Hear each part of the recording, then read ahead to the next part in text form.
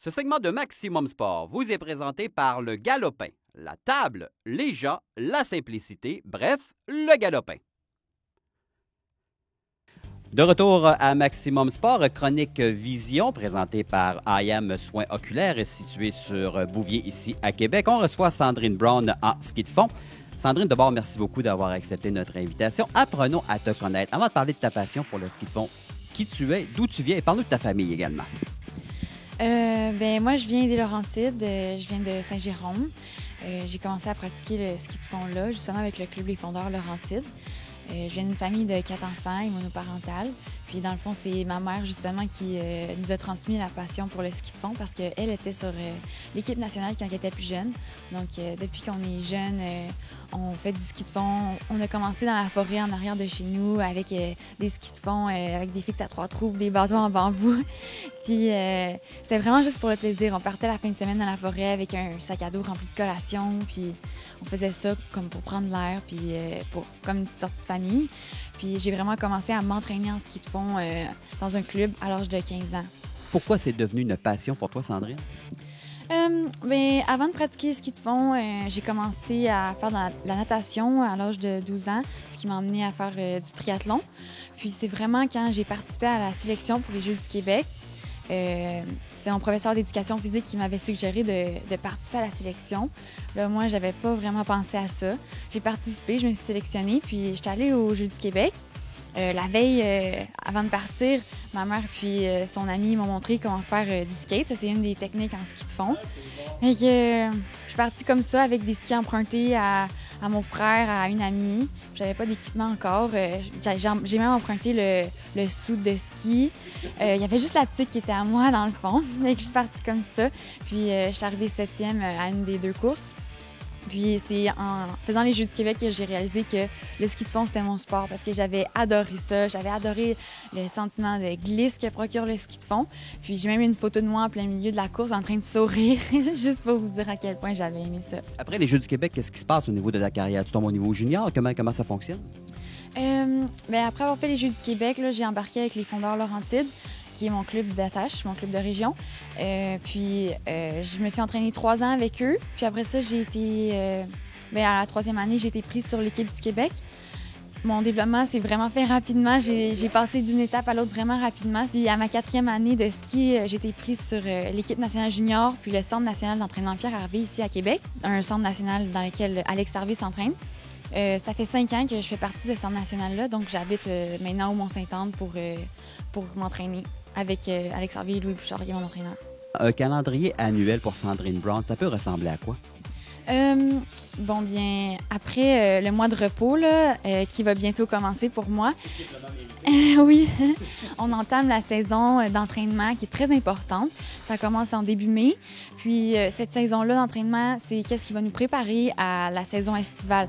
Donc, on va faire beaucoup de volume d'entraînement. On va faire du ski à roulette. Je ne sais pas si vous avez déjà vu, ça ressemble à quoi. Donc, on va faire beaucoup de ski à roulette, qui est un sport qui ressemble vraiment beaucoup au ski de fond. Sauf qu'à la place d'être de la glisse, ça roule. Fait que c'est ça la petite différence. On fait également de la course à pied, un peu de vélo de route. On peut faire de la musculation 2 fois par semaine. Puis on peut aller, comme pour ma part, je peux faire jusqu'à 24 heures d'entraînement par semaine durant l'été. L'automne, ça diminue un petit peu. Puis là, on se prépare en vue de l'hiver. L'hiver, les heures diminuent beaucoup. On va plus faire autour de 12-13 heures à chaque semaine, puisqu'on est souvent en compétition. Quand tu parles des entraînements, est-ce que les entraînements sont toujours ici ou encore tu peux aller aux États-Unis ou d'autres endroits pour t'entraîner? On fait différents camps d'entraînement. Par exemple, l'été passé, on a fait un camp à Mont-Tremblant avec tous les autres centres nationaux au pays. Il y a 3 centres nationaux au pays, dont le centre Pierre Harvey, dont je fais partie. On est allé à Salt Lake City faire un camp d'entraînement également. Cette année, puisque c'est une année olympique, on va aller à Livigno ou en Nouvelle-Zélande. C'est pas encore décidé, mais c'est deux beaux camps que j'attends avec impatience. On va également retourner à Salt Lake City, qui est une super belle place pour s'entraîner puisque c'est haut en altitude, ce qui nous permet d'accumuler un certain niveau de forme. On dit que c'est un sport individuel, mais j'ai l'impression que c'est un sport individuel d'équipe. Parle-moi de l'importance du travail d'équipe pour un fondeur comme toi. C'est super important le travail d'équipe parce que c'est ça qui va permettre de continuer à se développer, de tirer les autres vers le haut. C'est ça qui est important présentement, surtout dans le groupe des filles, parce qu'on est un groupe qui est en train de se développer. On est en train de percer sur la scène internationale. On est encore jeune. On est une équipe jeune parce que avant nous, il n'y avait personne sur la Coupe du monde. Cette année, c'est la première année depuis quelques années qui ont amené 4 filles en Coupe du monde. Donc, c'est exceptionnel. Puis, j'ai fait partie de ce groupe-là. Donc, c'est super. Puis, l'esprit d'équipe chez les filles, je peux vous le dire tout de suite, est super. Il est très présent. Puis, c'est ça qui fait qu'on continue de s'améliorer parce qu'on se tire vers le haut tout ensemble. On s'améliore, on se pousse entre nous. Puis, je dirais que l'esprit d'équipe aussi, également avec les coachs, puis les farteurs, c'est important parce que c'est important. C'est ça, il faut qu'il y ait une belle complicité pour pouvoir avoir une belle cohésion dans l'équipe. Puis, la complicité avec l'entraîneur, c'est également très important parce que c'est une personne à qui il faut faire confiance parce que cette personne-là va nous amener toujours plus haut. Donc, c'est ça que j'ai avec Louis Bouchard, puis je suis extrêmement contente que ça soit mon entraîneur. Les thérapeutes athlétiques, également psychologues sportifs. C'est un mélange qui est omniprésent pour vous? Oui, c'est vrai. J'ai oublié de mentionner les spécialistes qu'il faut surtout pas oublier parce qu'ils font une grande partie, ils font partie de notre développement puis ils nous aident à atteindre nos objectifs. C'est ça, on est suivi par des médecins sportifs, des physiothérapeutes, des massothérapeutes. En Coupe du monde, il y a toujours un massothérapeute puis un physiothérapeute avec nous au cas où qu'on ait des blessures ou... c'est important d'avoir un massage également après les compétitions. Ça aide vraiment à la récupération. Donc, les spécialistes ont une grande partie dans l'équipe aussi. J'ai envie, on est chez IAM Soins Oculaires, j'ai envie d'inviter Lucie Lorrain, qui est l'une des copropriétaires de chez IAM Soins Oculaires. Allô, Lucie? Bonjour. Comment ça va? Très bien, merci. Merci beaucoup de nous accueillir dans un endroit aussi fantastique comme IAM Soins Oculaires. C'est un plaisir. Puis c'est un plaisir de revoir Sandrine, on a vu justement sur les plaines faire des exploits, puis qu'elle répète en plus semaine en semaine. C'est impressionnant.